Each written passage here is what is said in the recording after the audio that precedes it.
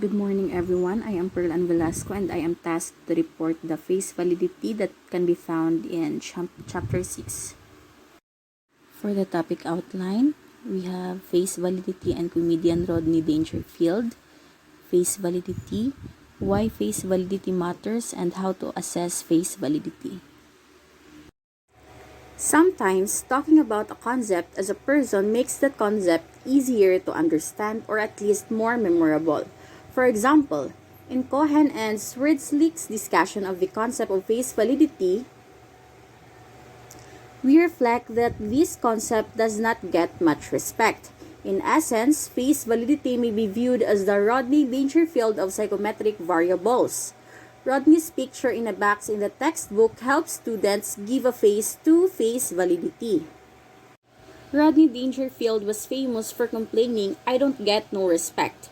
Somewhat analogously, the concept of the face validity has been described as the Rodney Dangerfield of psychometric variables because it has received little attention and even less respect from researchers examining the construct validity of psychological tests and measures. By the way, the tombstone of this beloved stand-up comic and film actor reads Rodney Dangerfield, "There goes the neighborhood." Let's proceed to face validity. Face validity relates more to what a test appears to measure to the person being tested than to what the test actually measures. Face validity is a judgment concerning how relevant the test items appear to be. Stated another way, if a test definitely appears to measure what it purports to measure on the face of it, then it could be said to be high in face validity. A paper and pencil personality test labeled the introversion or extroversion test with items that ask respondents whether they have acted in an introverted or an extroverted way in particular situations may be perceived by respondents as a highly face valid test. To make it more easier to understand, face validity is about whether a test appears to measure what it's supposed to measure, and this type of validity is concerned with whether a measure seems relevant and appropriate for what it's assessing only on the surface. On the other hand, a personality test in which respondents are asked to report what they see in ink blots may be perceived as a test with low face validity. Many respondents would be left wondering how what they said they saw in ink blots really had anything at all to do with personality. In contrast to judgments about the reliability of a test and judgments about the content, construct, or criterion-related validity of a test, judgments about face validity are frequently thought of from the perspective of the test taker, not the test user.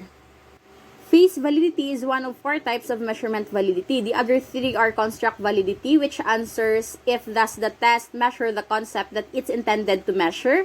Next is the content validity, which answer if is the test fully representative of what it aims to measure. And next is the criterion validity that answers, do the results accurately measure the concrete outcome they are designed to measure? So why does face validity matters? First of all, face validity is important because it's a simple first step to measuring the overall validity of a test or technique.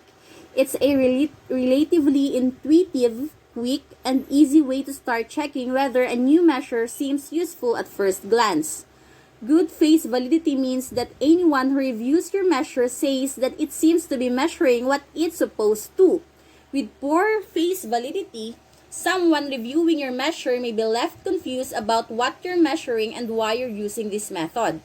So to have face validity, your measure should be clearly relevant for what it's measuring.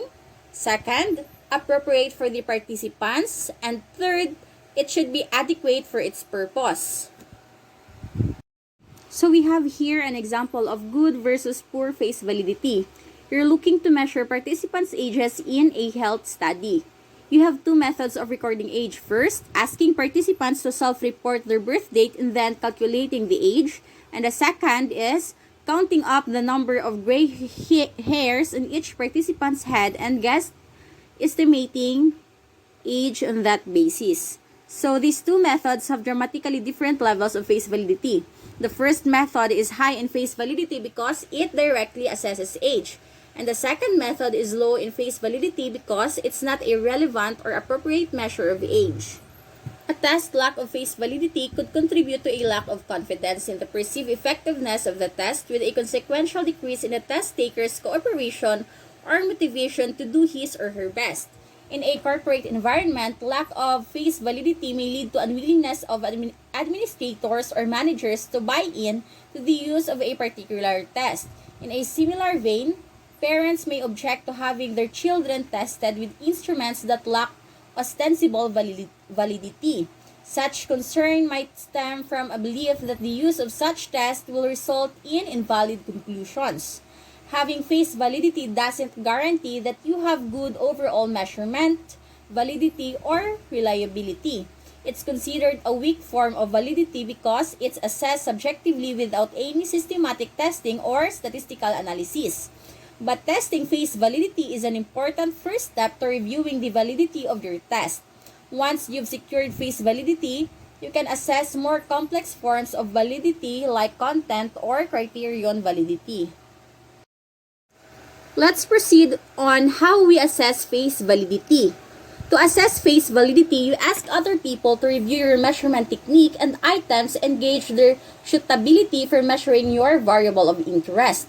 Ask them the following questions. First, are the components of the measure relevant to what's being measured? Second, does the measurement method seem useful for measuring the variable? And third, is the measure seemingly appropriate for capturing the variable? In reality, a test that lacks face validity may still be relevant and useful. However, if the test is not perceived as relevant and useful by test takers, parents, legislators, and others, then negative consequences may result.